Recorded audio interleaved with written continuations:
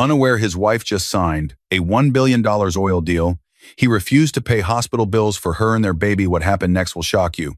He didn't just abandon her once. He abandoned her twice, first in a hospital room, and later in a courtroom that would write the end of his life as he knew it.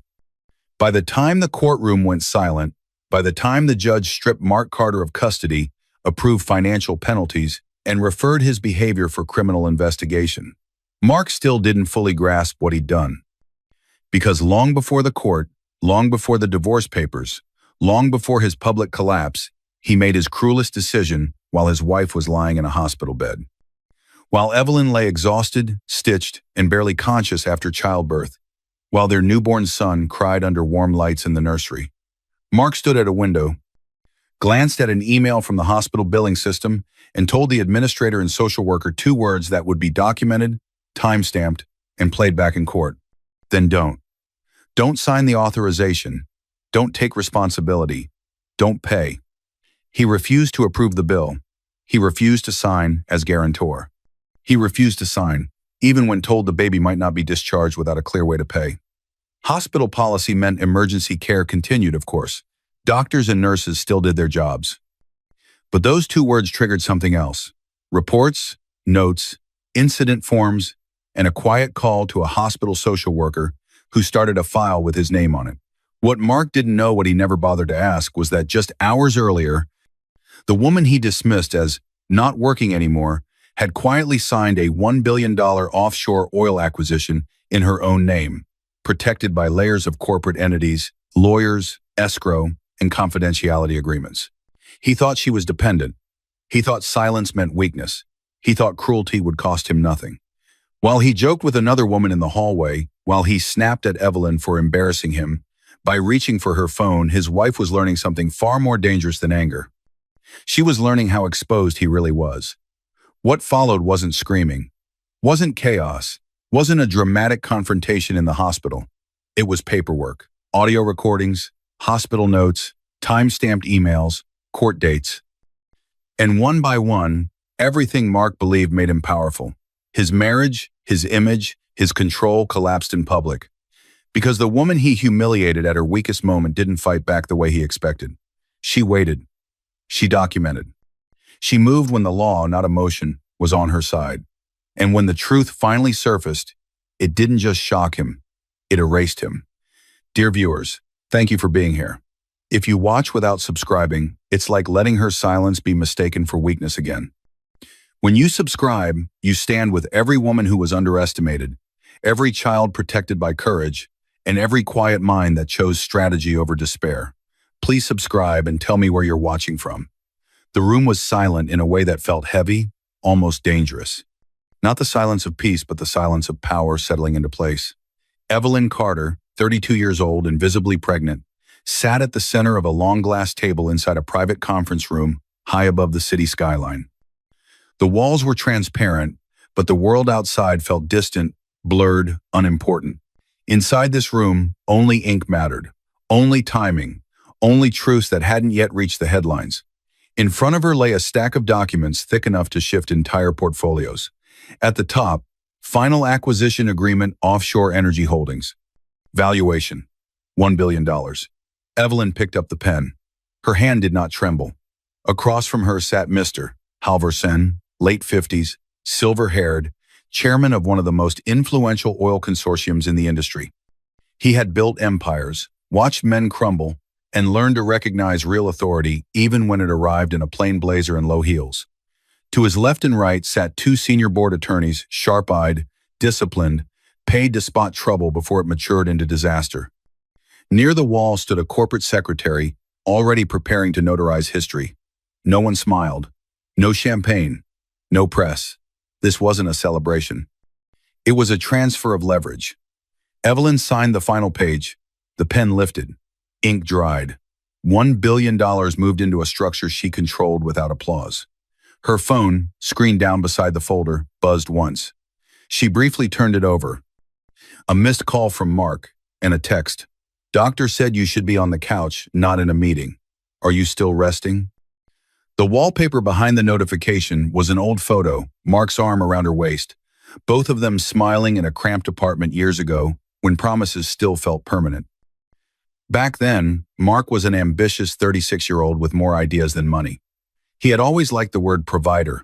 He liked it even more once Evelyn started saying she was taking a step back from work and stopped putting her name on anything public. He never asked what she did with her days after that. He assumed. Mr. Halvorsen cleared his throat, his voice low but respectful. You understand, he said, that if your name were public on this, you'd make every finance headline in 48 hours. Evelyn closed the folder gently, as if sealing something alive inside it. Headlines make noise, she replied. I prefer structure. The chairman studied her for a long second. Men begged to be associated with a deal like this. She had insisted on anonymity, shell companies, escrow, NDAs. What no one in the room said aloud, but all of them understood, was that Evelyn Carter did not just negotiate deals. She designed systems. Years earlier, she'd been a junior analyst at a mid-sized energy firm, sitting quietly at the far end of tables like this one, often the youngest, usually the only woman, ignored until something went wrong. She watched senior executives reuse her projections without credit. She listened to her ideas, repeated louder by someone else. That's when she learned. Visibility wasn't the same as power. Power works best when nobody realizes where it's coming from. That lesson came from her father. He'd owned a modest but profitable energy logistics company, nothing flashy, but ruthlessly organized. Before he died, he left her more than shares. He left her a sentence she heard in her head every time she hesitated. If they don't know what you're worth, they can't take it from you. After his death, she quietly folded his company into larger structures, reinvested carefully, and never tied her net worth to her personal name. What she controlled sat in holding companies. What she just signed today sat in escrow, locked until regulatory filings cleared. She could not touch the money yet. She did not need to. Mr. Halvorsen slid a final sheet across the table. Our legal team files with regulators today. Until confirmation, confidentiality is absolute. Evelyn nodded. I understand. The secretary stepped forward to notarize. The attorneys stacked their copies. The meeting ended the way it began, without noise. Evelyn stood. As she did, a faint tightening rolled across her lower abdomen. Not sharp, just enough to make her press her palm briefly against the edge of the table. First baby? The secretary asked quietly, noticing the gesture. Evelyn gave a small smile. Yes. Keep your phone on, the woman said. Babies and deals like to compete for attention. Evelyn's phone buzzed again as if on cue. Another message from Mark. Call me when you wake up. I'm grabbing coffee before a meeting. He truly believed she was at home, resting. She had let him believe that for months. It made his ego calmer, his shoulders straighter. She had thought it cost her nothing. She slid the phone into her bag without replying. Not because she was hiding, but because somewhere beneath her ribs, a feeling stirred that timing was about to matter more than any explanation. She walked toward the elevator, heels clicking against polished stone. In the mirrored doors, her reflection appeared not as a wife, not as a supportive partner, but as a woman standing alone with quiet authority. Behind her, a billion-dollar contract lay sealed in a folder. Ahead of her, the first real contraction tightened around her middle. And somewhere across town, Mark Carter was already behaving like a man who assumed he still controlled everything, never realizing how expensive his ignorance was about to become. The pain hit harder this time. A sharp wave tore through Evelyn's body, stealing her breath and forcing her fingers to claw into the thin hospital sheets. She inhaled through clenched teeth, exhaled slowly, doing exactly what the midwife had told her hours earlier. This one's stronger, she whispered. It had been a long day. Morning, billion-dollar signatures. Afternoon, tightening cramps that refused to calm down. Evening, her obstetrician, unimpressed with her "I'm fine," ordering her straight to the hospital. Mark had driven, complaining about traffic the entire way. Now, in a bright labor and delivery room, Mark was pacing, not beside her bed, near the door. He was 36, fit, in an expensive shirt that still smelled faintly of cologne. His phone was pressed to his ear like it was the most important thing in the room. Yeah, I know, he muttered, turning slightly toward the window. I told you, Lena. I'll call you later. The name landed in the air like a dropped glass. Too casual, too familiar. Evelyn heard it. She didn't turn her head. She didn't ask, who's Lena? She focused on her breathing and stared at the ceiling, letting the contraction crest and fade. Mark lowered his voice. I'm at the hospital. No, not for me. The baby. Look, this isn't the time to talk numbers. A beat of silence while Lena answered. Mark's jaw tightened. I'll handle it, he snapped. Just don't do anything until we talk. He ended the call and slid the phone into his pocket, running a hand through his hair. His eyes flicked to Evelyn, then away, like looking too long might obligate him to something he wasn't ready to give. Another contraction rolled in. Evelyn closed her eyes. Memories surfaced like photographs. Mark in their first apartment, excited and terrified about a small startup loan, her quietly moving money from her own investments into his business account, telling him it was from a bonus, him joking one night, half serious, I don't want my wife out earning me. I need to feel like the provider. She had smiled then, tracing circles on his wrist. Then I'll make sure you never feel small. Back then, it had sounded romantic. Later, it became a habit, turning down a visible promotion, downplaying what she actually understood about the industry, packaging every suggestion as a question so he wouldn't feel threatened. She thought she was protecting the marriage. In reality, she was building a cage for herself. A knock at the door pulled her back. A nurse in her 40s stepped in, badge reading Nurse Patel, expression warm but focused. She checked the monitor, adjusted an IV, and smiled briefly at Evelyn. You're progressing, she said. We'll likely admit you fully to labor and delivery now. She turned to Mark, professional tone clicking in. Sir, we'll need to confirm your insurance information and get your authorization for admission and postnatal care. We've sent an estimate to your phone and email. We can also discuss payment plans with our financial counselor if needed. Mark stiffened, the word payment snagging on nerves already frayed. Right now? He asked. Yes, Nurse Patel replied gently. We continue emergency care regardless, of course, but for the private room, extended stay, and newborn care after discharge, we need someone documented as financially responsible. Evelyn watched him from the corner of her eye. He pulled his phone out again, thumb tapping the screen a little too hard. A notification from the hospital billing portal glowed up at him. Projected charges, labor, delivery, postnatal care, newborn stay. The number made his mouth flatten. Another contraction caught Evelyn, longer and deeper. She exhaled slowly, letting the nurse coach her through it. Mark didn't move toward her. His eyes were glued to the estimate. The pause that followed wasn't fear. It wasn't confusion. It was calculation. Nurse Patel waited patiently, tablet in hand, used to awkward conversations about money, but rarely with someone dressed this well. Sir, she prompted, do you want us to pre-authorize now, or would you prefer to speak with our financial counselor first? Evelyn opened her eyes fully and looked at Mark. She didn't speak, didn't plead, didn't remind him that this was their child. She simply watched. Because after years of cushioning him from discomfort, for the first time, she wanted to see what he did when nobody rescued him. Mark glanced at the estimate again, then at the door, then at his phone like it might offer a way out. Lena's words from earlier replayed in his head. Don't let her trap you financially. He inhaled sharply, eyes flicking anywhere but his wife. Give me a minute, he said to the nurse. Nurse Patel nodded, professional and calm. Of course. I'll let the desk know you're reviewing the estimate.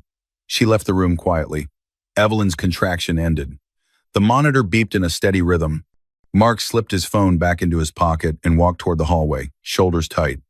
He told himself he was just getting air. He told himself he'd decide after one more call. Evelyn stared at the closed door. Whatever he chose next, she knew, would be more honest than any love speech he'd ever given her. The hallway hummed with quiet urgency, wheels rolling, doors opening and closing, low voices sliding under the fluorescent lights.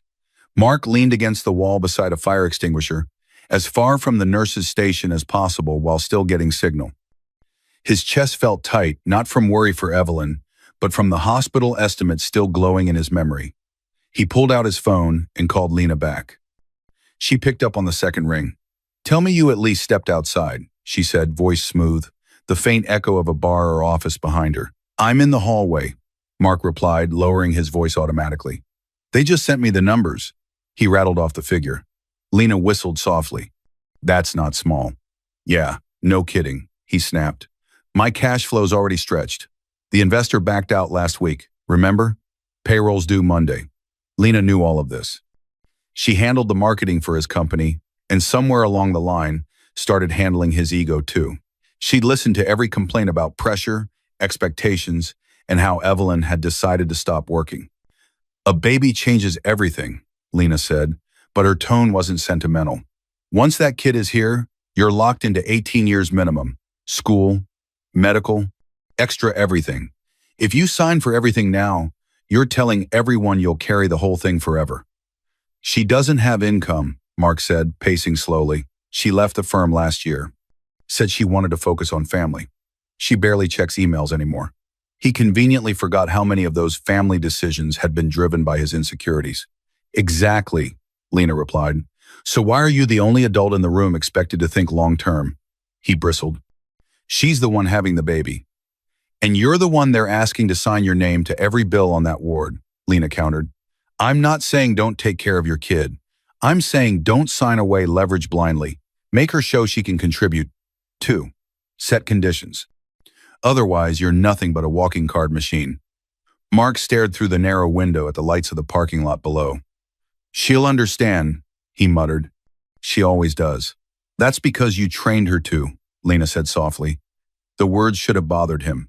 Instead, they made him feel in control again.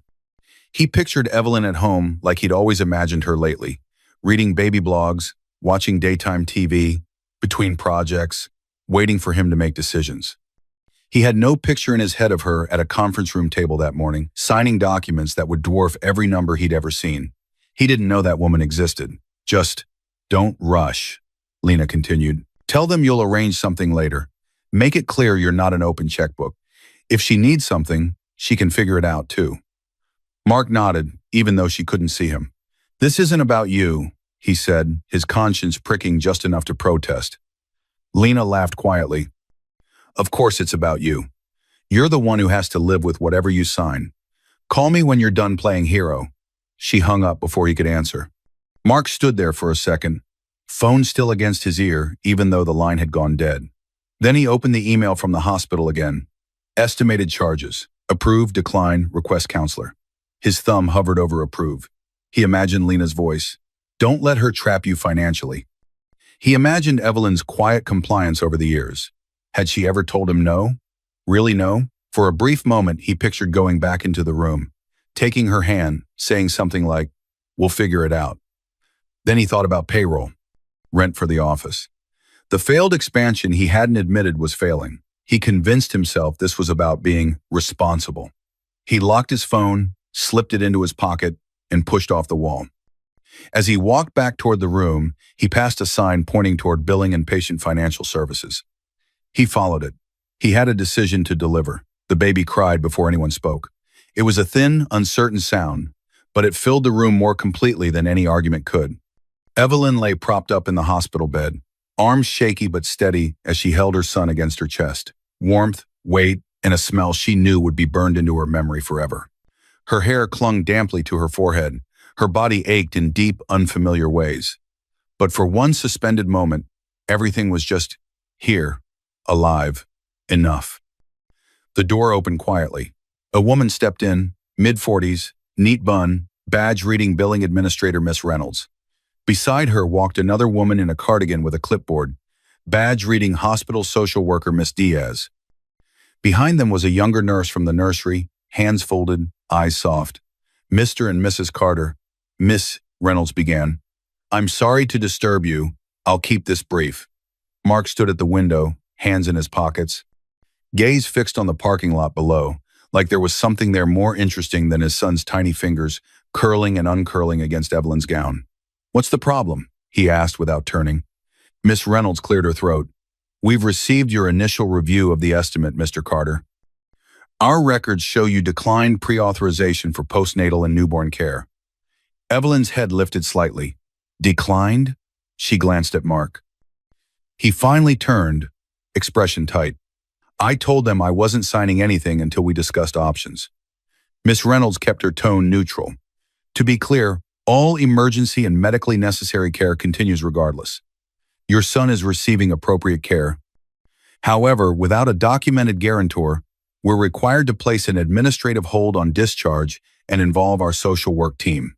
The nursery nurse stepped in gently. It just means he'll stay in the nursery until we're sure there's a safe discharge plan and someone legally responsible. It's policy when there's a refusal.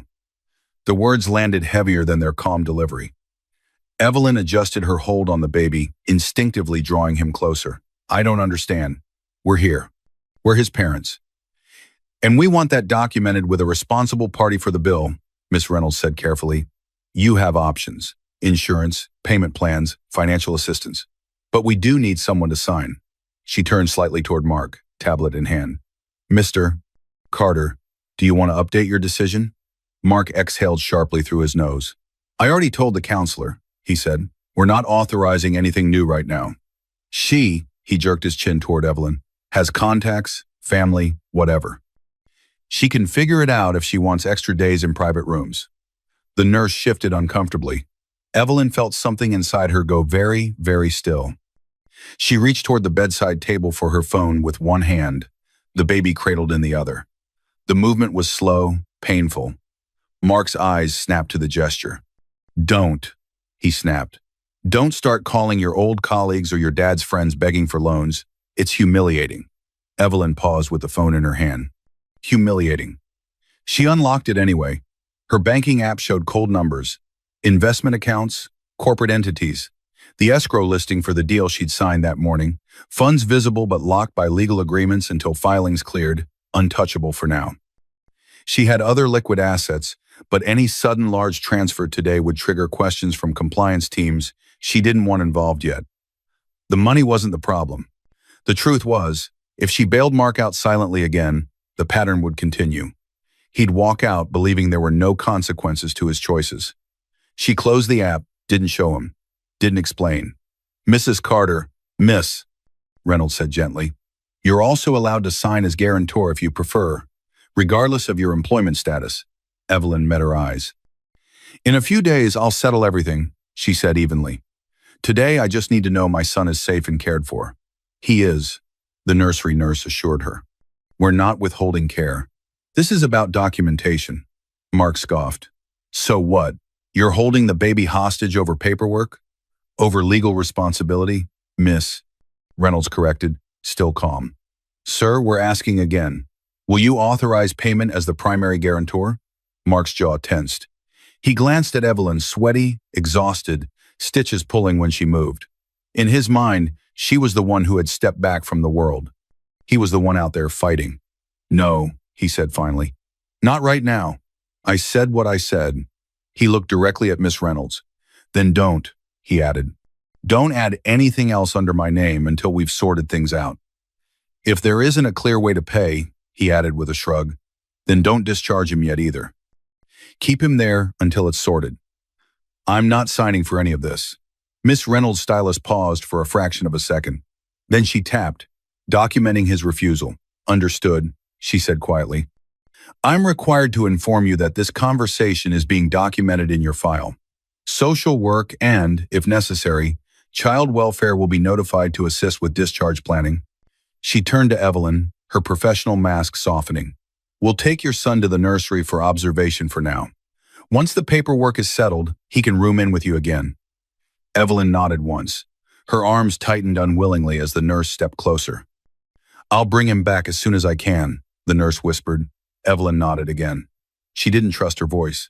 The baby left her arms, and the absence was immediate warmth gone, weight gone, a hollow space where he'd been. Mark was already reaching for his phone, conversation over in his mind.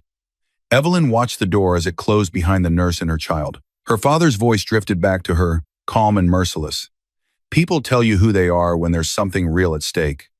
Believe them the first time. She laid the phone on her lap, screen up this time. She had every tool she needed. Dates, times, names, witnesses. And for the first time in 7 years, she had no desire to protect Mark from the consequences of his own decisions. He thought this was about money. He thought saying, then don't, ended the conversation. He didn't realize he'd just opened a case. The soft click of the door closing sounded louder than it should have. Night had slipped in almost without her noticing.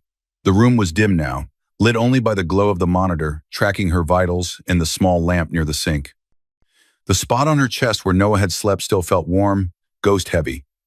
Evelyn stared at the ceiling. She replayed the scene again, but slower this time. "Miss," Reynolds' steady voice. The nurse's apologetic eyes. Mark's shrug. "Then don't." The words no longer sounded like a momentary lapse. They sounded like a verdict. She turned her head toward the door. Through the small pane of glass, she could see a security officer posted at the end of the hall standard protocol whenever social work flagged a file for custody tension or financial dispute. He wasn't there for her. He was there because someone had documented that the baby's father had refused responsibility. Evelyn shifted carefully, biting back a wince as stitches pulled. She reached for her phone on the tray table and unlocked it. Instead of opening her banking app this time, she opened a contact she hadn't used since before she got married. Carter and Doyle Family Law. Saved under a boring label years ago when her father's estate went through probate. She'd kept the number updated out of habit. Not because she thought she'd ever need it like this. She pressed call. The line picked up after one ring. "Carter and Doyle." A calm voice answered. "This is Amanda Carter."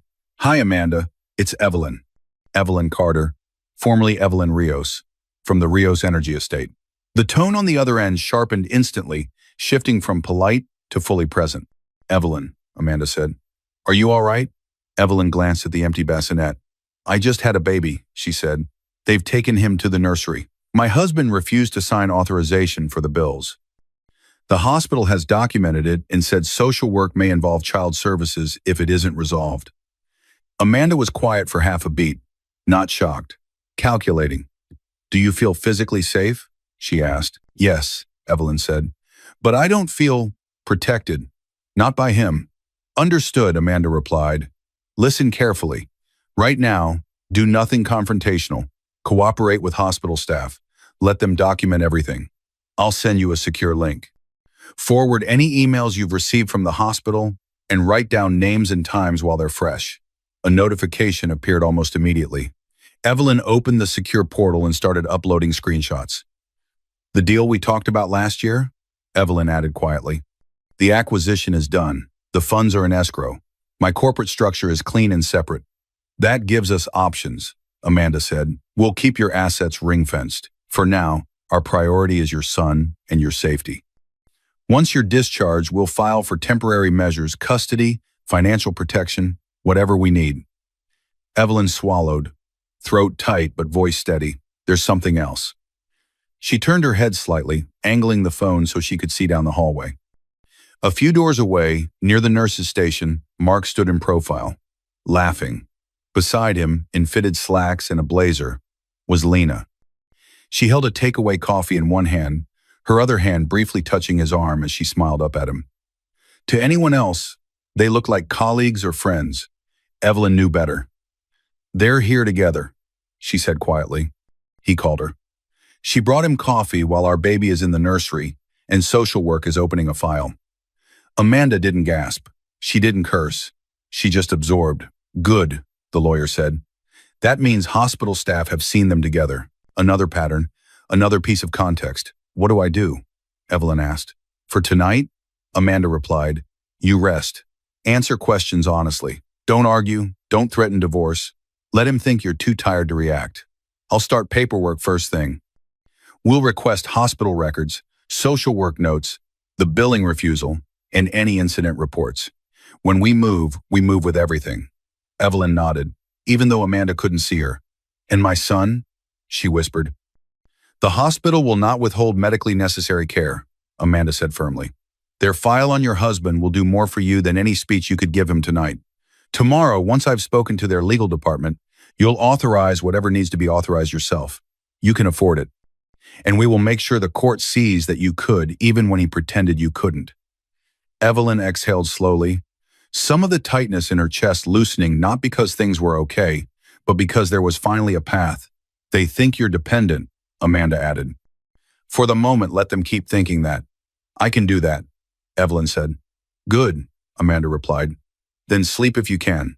From this moment on, we document. You don't have to raise your voice. The paperwork will." They ended the call. Outside, Mark said something that made Lena laugh again. A nurse walked past them carrying a chart, glancing at them briefly, taking in more than she'd ever say aloud. Evelyn watched for another second. Then she turned her head away from the window, closed her eyes, and let the monitor's soft beeping lull her into something that wasn't quite sleep, but wasn't raw shock anymore either. The moment he refused to pay, he hadn't set a boundary. He'd handed her the clearest evidence she would ever get of who he really was when it cost him something. She didn't need a fight. She had witnesses. She had records. She had patience. Silence, she realized, was not surrender. It was strategy. And by the time Mark understood that, it would be far too late. The first document hit the table with a flat, decisive sound. Evelyn didn't flinch. It had been 5 days since she'd left the hospital with Noah, in a carrier and a thick envelope of discharge papers, and a copy of the hospital's incident summary she'd requested and signed for on the way out. Now she sat in a quiet conference room at Carter & Doyle, the same firm that had handled her father's estate. The city hummed somewhere beyond the tinted windows, but in here, everything was still. Across from her sat Amanda Carter, late 40s, sharp-eyed, composed. Beside Amanda sat a man in his early 50s. Reed, private investigator, former law enforcement. His clothes were simple. His presence wasn't. On the table lay a growing stack of papers and a black tablet. Amanda tapped the top page. Hospital Incident Report, she said, filed by Billing Administrator Reynolds, co-signed by Nurse Patel, and referenced in the social worker's internal note. We also requested their final billing ledger, Amanda went on. It shows the entire balance was paid in full from one of your holding companies 3 days after discharge. That matters. It proves your son was never actually left without care or payment, only that his father refused to be responsible. Evelyn leaned forward just enough to read the bolded line. Spouse refused to authorize payment. Direct quote. Then don't. Beneath it, date, time, staff present. Her fingers pressed lightly into the table edge.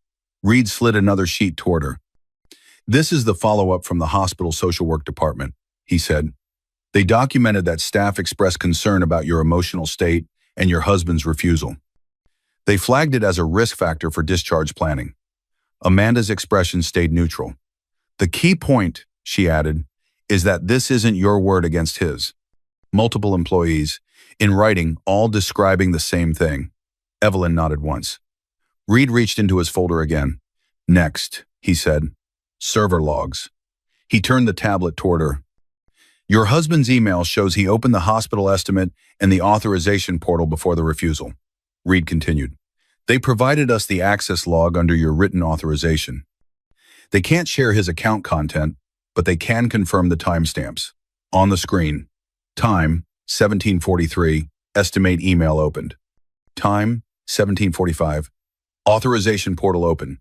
Time, 1749. Authorization declined. Amanda leaned back slightly. So he wasn't confused? He reviewed and then refused. Evelyn's jaw flexed once. He had money, she said quietly. Not a lot, but enough for the initial bills. Reed nodded and slid a thin stack of bank statements forward. We pulled what we legally can at this stage, he said. His business account had enough to cover the hospital's initial requirements. It would have hurt him, but it wouldn't have destroyed him. Evelyn studied the highlighted lines, deposits, withdrawals, balances. So he chose not to use it, she said. Yes, Amanda replied, and that choice matters. Reed tapped another folder. We also have the audio from your husband's call with the hospital's financial counselor, Reed said, tapping the tablet. They record those calls for quality and compliance. With your authorization and our subpoena notice, they release the segment where he confirms he understands the options and still refuses. Now for Lena. Evelyn's eyes lifted. We forensically imaged the shared home computer you authorized us to access, Reed continued.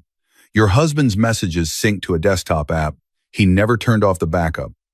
He spread out printed screenshots, clean, with timestamps. Lena, don't let her trap you financially. Mark, she doesn't even work anymore. Lena, make her show she can contribute. Don't sign everything. Evelyn let the words sit in front of her without reacting. Amanda read them, then exhaled slowly. This shows influence, she said. Not a defense, but context. He was warned about financial traps and chose to interpret his own wife and child as the trap. Reed placed another item on the table, a set of printed photos. Mark entering a hotel 2 nights after Noah's birth. Mark leaving 3 hours later. Lena beside him, her coat open, their body language too familiar to mistake. Taken after he left visiting hours early, Reed said. Timestamps line up with hospital sign-out logs. Evelyn swallowed once. It wasn't the affair that stung. She'd suspected something the first time she heard Lena's name in the delivery room. It was the timing, the sequence. Refuse to sign, leave, go to dinner with someone else. Amanda gathered papers into a neat stack.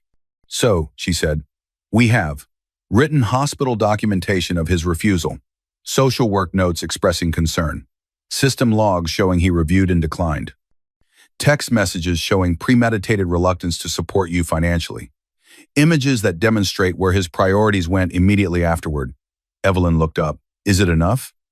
For what we're going to ask the court? Amanda replied. Yes, especially combined with your own financial position. She slid a different folder forward, one stamped with corporate logos and seals.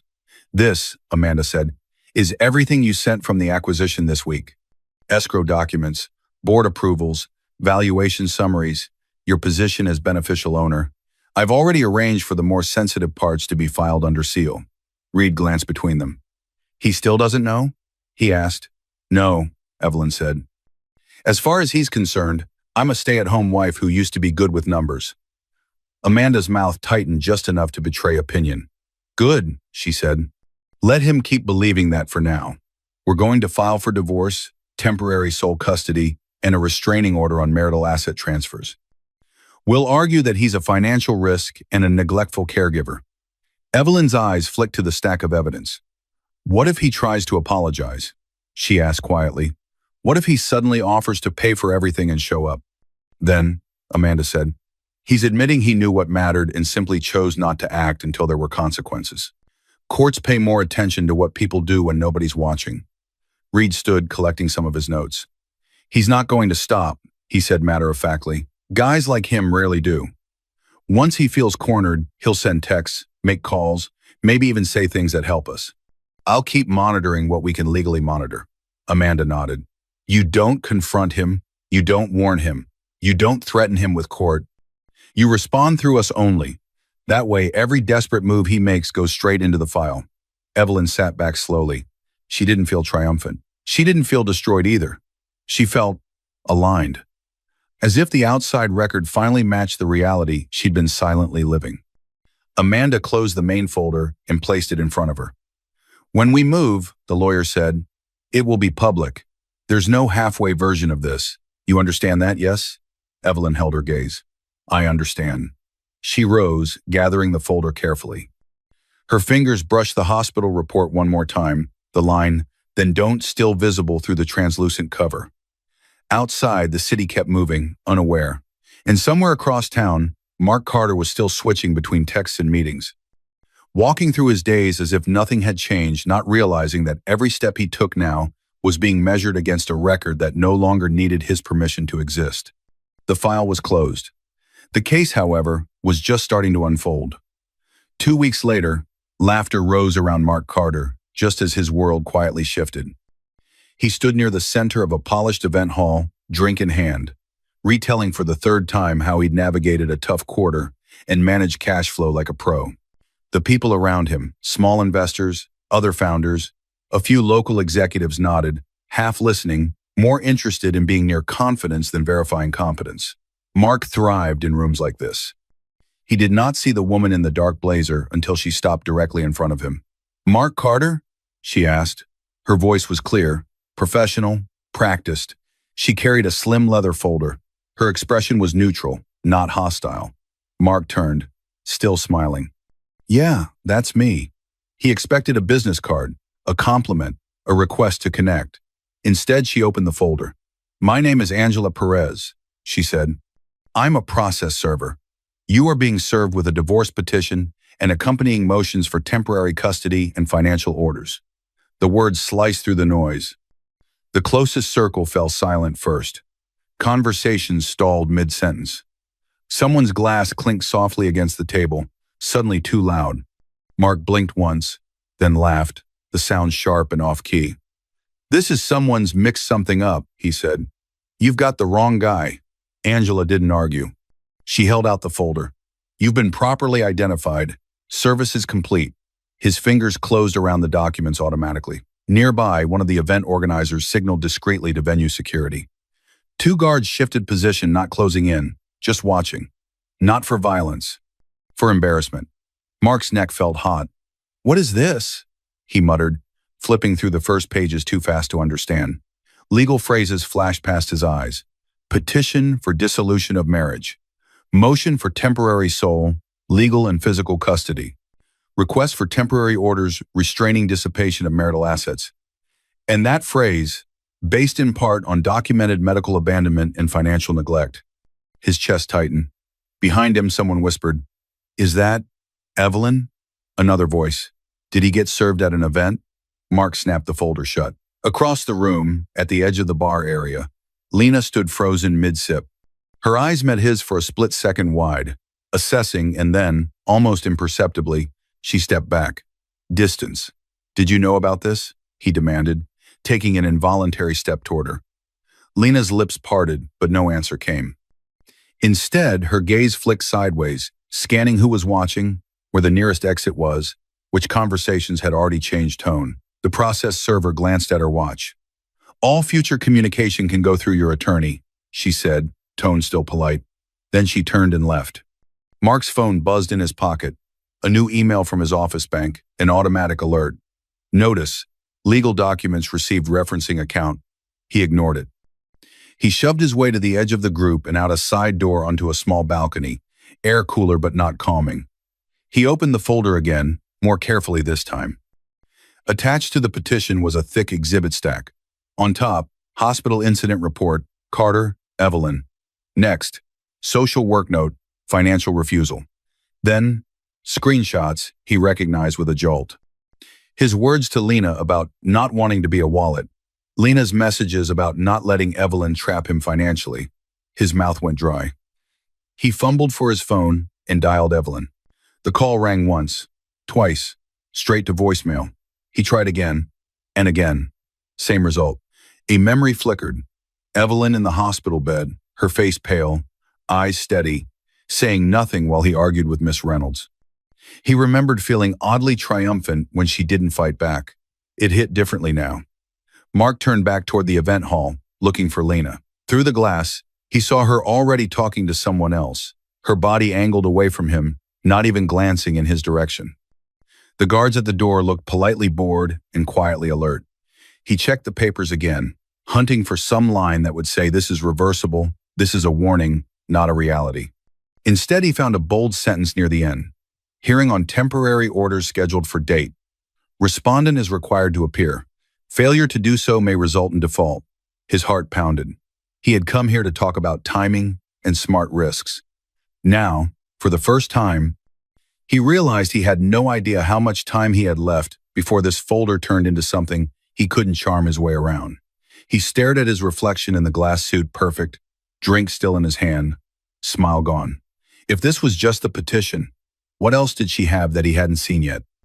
Several weeks after he was served, court is now in session. The bailiff's voice echoed through the courtroom, followed by the scrape of chairs and the shuffle of people settling into place. Mark Carter sat at the respondent's table, suit pressed so sharply it looked like armor. The illusion broke at his hands. They were clasped too tightly on the table, knuckles white. His attorney, a man he'd hired in a rush after being served, whispered something in his ear that didn't seem to land. Across the aisle, Evelyn sat beside Amanda Carter.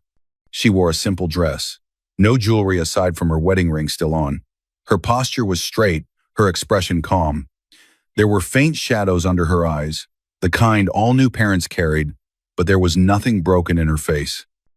At the back, a carrier rested beside a trusted family friend, rocking gently with the smallest of motions. Baby Noah slept, oblivious.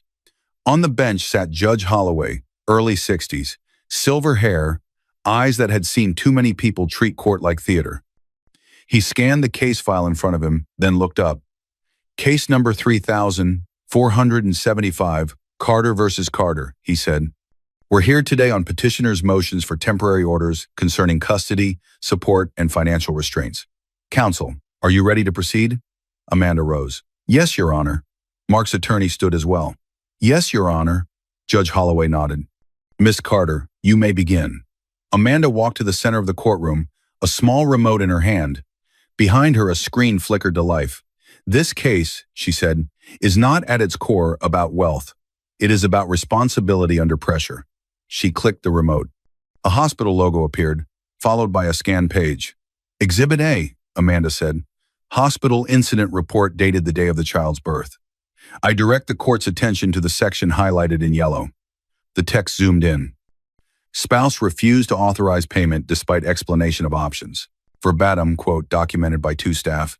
Then don't. Administrative hold initiated. Social work notified.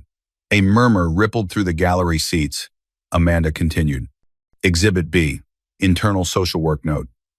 It notes concern that the father refused to sign as guarantor while the mother was recovering from childbirth and that he left the hospital shortly after without resolving the matter. Next slide. Authorized access log entries from the hospital billing portal. Timestamp showing viewing of estimate, then a declined authorization. Exhibit C, Amanda said. System log confirming the respondent opened and declined the financial authorization.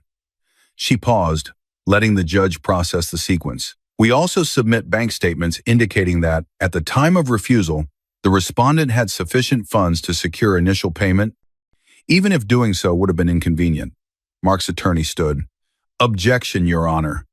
Counsel is speculating about my client's obligations regarding inconvenient payments. Overruled, Judge Holloway said calmly. This is a temporary orders hearing, not a criminal trial. I'm assessing patterns and risks. Continue, Miss Carter. Amanda nodded, unbothered. Exhibit D, she said, clicking again. Screenshots appeared text exchanges between Mark and Lena. Names and phone numbers redacted for public display but present in the sealed file. Don't let her trap you financially. She doesn't even work anymore. Make her show she can contribute. Don't sign everything. These messages were retrieved from a device sync that both parties had access to, Amanda said. They show that the respondent's refusal to authorize care was not a momentary oversight. It reflects a pre-existing belief that supporting his wife and newborn child financially was a trap to avoid. Mark stared at the floor. And finally, Exhibit E. Another click. Photos appeared. Mark and Lena entering and leaving a hotel 2 nights after the birth. The timestamps matched against hospital records showing early sign-out from visiting hours. Not illegal, Amanda said, without judgment. But it is context. While the hospital was flagging his refusal in their system, and while social work was attempting to ensure safe discharge conditions for a newborn, the respondent's priority was elsewhere. The room was very still now. Judge Holloway's jaw tightened almost imperceptibly. Amanda set the remote down. There is one more piece of information relevant to these proceedings, she said. The respondent has claimed both in correspondence and through counsel that the petitioner is financially dependent on him. That is not accurate. She approached the bench with a sealed folder, handing it to the clerk, who passed it up. Under seal, Your Honor, Amanda said. Corporate documents, escrow statements, and valuation analyses. They relate to a recent acquisition completed by the petitioner in her professional capacity. Judge Holloway opened the folder, eyes moving quickly over the pages. Corporate seals, escrow confirmations, signatures. He looked up, eyebrows raised slightly. This indicates a transaction valued at approximately $1 billion.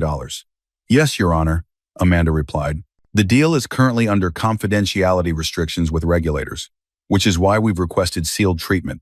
The key point for today is this. At the time of the birth, the petitioner's financial position was significantly stronger than the respondent believed. She had the means and structure to eventually resolve medical bills herself. She let that sink in. The problem, she continued, is not that they were poor. The problem is that, when faced with his wife in recovery and a newborn child, the respondent's first instinct was to protect his own sense of control, even if it meant leaving his child's discharge in limbo. She returned to her table and sat. Judge Holloway folded his hands, turning his attention to Evelyn. Mrs. Carter, he said, voice steady. Is it true that you are the beneficial owner of the entities described in these documents? Yes, Your Honor, Evelyn replied, standing. The funds are in escrow. I did not move them at the time because of regulatory rules and because I wanted accurate documentation of my husband's choices without my interference. Mark's attorney stood. Your Honor, my client had no knowledge of this transaction. He believed his wife had no income. His decisions were based on incomplete information she chose not to share. Judge Holloway shifted his gaze to Mark. Mr. Carter, he said, did hospital staff explain that options existed: insurance, payment plans, financial assistance? Mark cleared his throat. They mentioned some things, yes. Did you understand that your refusal would delay discharge and trigger involvement from social services? I didn't think it would go that far, Mark said. Judge Holloway's expression didn't change. The law does not require your wife to disclose every asset she holds in order for you to act in good faith toward your own child, the judge said. You weren't asked to sign over your business. You were asked to accept financial responsibility as a parent. Silence. I will take a brief recess before issuing temporary orders, Judge Holloway said finally. Court is in recess for 15 minutes. The gavel fell. Conversations erupted in low whispers. The bailiff called for order even as people leaned toward each other, already spreading the version of the story they would retell later. Mark turned in his seat toward Evelyn. Evelyn, please, he whispered harshly. We can talk. This is getting out of hand. She did not look at him. Amanda leaned in, murmured something to her client. Evelyn nodded once, eyes forward. Mark's attorney tugged his sleeve. We need to discuss damage control, he said under his breath. But Mark barely heard him over the roar of the only question he could form. If this was just the temporary hearing, what did the final version of his life look like from here? Mr. Carter, please stand. The courtroom settled into a heavy silence as Mark rose. His knees felt unsteady, not from the polished floor beneath him, but from the feeling that something much larger was about to shift. Judge Holloway's voice was calm, the calm of someone who had made his decision already. Having reviewed the exhibits, heard sworn testimony, and considered the arguments of counsel, the judge began. The court finds substantial evidence of the respondent's neglectful conduct at a critical moment in his child's life. Mark stared straight ahead, throat dry. The record shows, Judge Holloway continued, that Mr. Carter had the capacity to assist with hospital bills and discharge planning, but chose not to. It further shows that he viewed his wife's and child's needs through the lens of financial leverage rather than parental responsibility. He turned a page in his notes. Accordingly, as to temporary orders pending final dissolution, the court rules as follows. First, temporary sole legal and physical custody of the minor child is awarded to the petitioner, Evelyn Carter. The respondent shall have supervised visitation at a frequency to be scheduled through the court's Family Services Department once a formal parenting plan is established. Mark's hands tightened on the back of his chair. Second, the respondent is ordered to pay temporary child support and contribute to medical expenses in an amount calculated pursuant to the statutory guidelines. A specific figure will be entered into the written order. A rustle moved through the gallery. Third, the court grants the petitioner's request for a temporary restraining order, preventing both parties, especially the respondent, from transferring, hiding, or dissipating marital assets outside the ordinary course of living and business expenses. Any unusual transfers from this point forward must be reported to the court. Mark felt his stomach drop. Fourth, in light of the evidence presented regarding hospital incident reports and the respondent's documented refusal, this court is referring the record to the appropriate prosecutorial authorities for review of potential charges related to medical neglect and financial misconduct. The court does not determine criminal liability. It does, however, have an obligation to refer concerning conduct when it intersects with the welfare of a child. The words hung in the air like a weight. Mark's knees buckled slightly. He sat down heavily, the chair scraping across the floor. Beside him, his attorney muttered, "We'll appeal the scope of the custody order," but the words sounded thin, like promises made inside a burning house.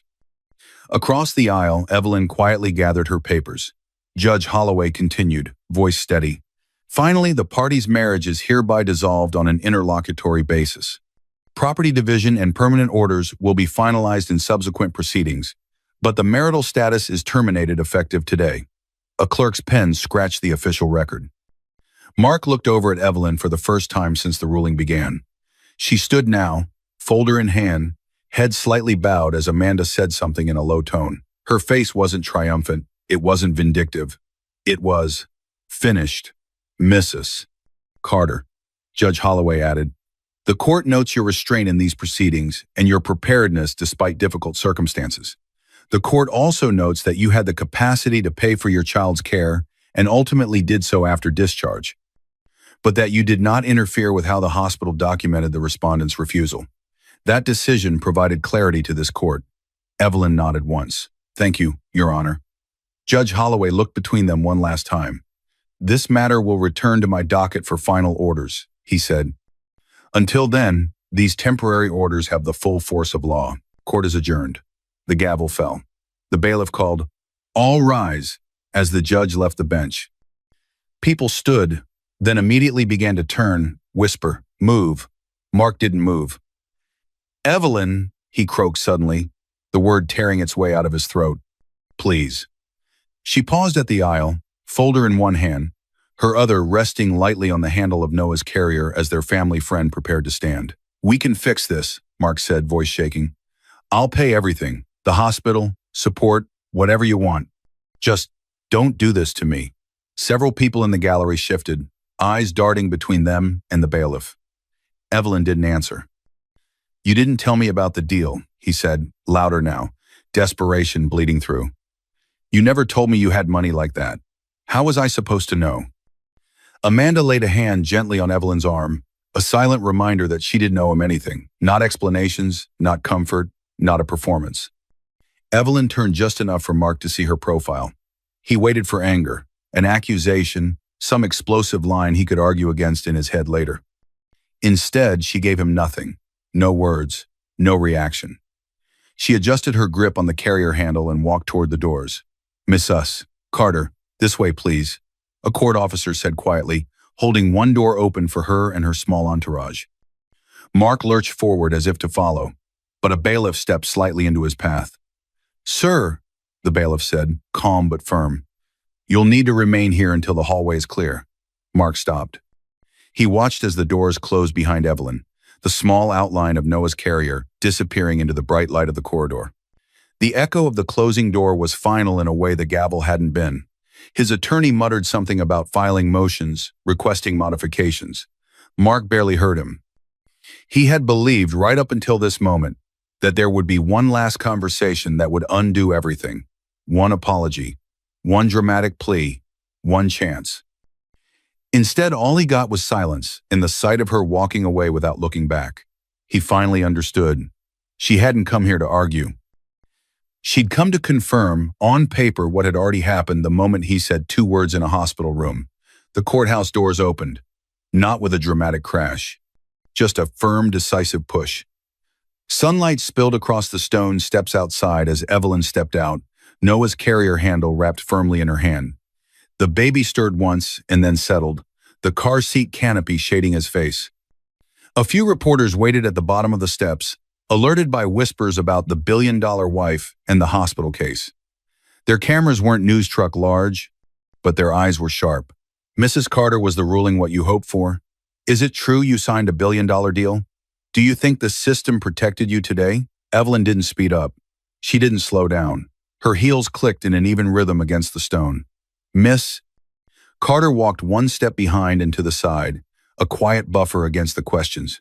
"It's done," Amanda said softly when they reached the bottom. Evelyn looked down at Noah. His tiny chest rose and fell in the same steady rhythm the monitor had tracked days ago. Only now, there was no machine, no fluorescent light, no administrative hold. "Yes," she said, "it is." She didn't look back at the courthouse. Inside, in the cooled quiet of the now empty courtroom, Mark remained sitting for a long time, long after the clerk had gathered papers and the bailiff had relaxed at his post. The hum of the vents and the occasional creak of wood were the only sounds. His attorney eventually touched his arm. "We'll go over your options," the man said. "Appeals, modifications, compliance steps so the criminal referral doesn't become something worse." Mark barely nodded. He stared at the spot where Evelyn's chair had been, then at the door she'd walked through. The room felt larger now, but not in a good way. Like a theater after the lights came up and the audience had left. He had always thought power meant being the one everyone turned to, being the center of attention, being the provider. Now, with his name on a stack of court orders and referrals, with his access to his son reduced to supervised visits, And with the knowledge that his ex-wife had quietly built a financial life he couldn't touch, the word meant something else entirely. Power, he realized, was the ability to walk away and never need to come back to this room again. Outside, a breeze lifted a strand of hair near Evelyn's face. She tucked it back with one hand, the other still resting on the carrier handle. She paused by her car and opened the back door, clicking Noah's seat into its base with practiced care. He scrunched his face, then relaxed again as she adjusted his blanket. She leaned her forehead gently against the edge of the seat, her voice only a whisper. "I didn't destroy him," she said quietly, more to herself than to the baby. "I just stopped protecting him." She straightened, closed the door with a soft click, and walked around to the driver's side. Behind her, the courthouse loomed solid, unmovable, already receding into the background of her life. The real power, she knew now, wasn't in the building itself. It was in the record. The incident reports, the timestamps, the texts, the orders signed by a judge confirming what she'd lived through. It was in her choice to stop cushioning someone else's consequences. Inside, the last court employee turned off the overhead lights. The room dimmed. The polished wood gleamed dully, empty. Mark stood at the back now, near the doors, one hand resting against the frame. Beyond them lay a life with restrictions, supervision, and a reputation that would now always come with a silent asterisk. He thought of the hospital estimate he'd stared at, the moment he'd said, "Then don't." The feeling of control he'd had. For the first time, he understood the scale of that choice. He hadn't just refused to pay a hospital bill. He'd signaled who he really was when something real was on the line. And in doing so, he didn't just lose money. He lost access to a woman who had quietly become worth more than he'd ever imagined on paper and off. Outside, Evelyn started the engine. No music, no victory speech. Just the low hum of a car pulling away from a building she no longer needed. As she drove down the street, the courthouse shrank in the rearview mirror, replaced by open road and the small, steady sound of her son's breathing. He had refused to pay a hospital bill, and that decision cost him a marriage, a child, and a life measured in billions. I hope you enjoyed watching this story as much as I enjoyed creating it. Like, share, and comment on the lessons you learned. Let me know where you're watching from in the comments below. See you in my next video.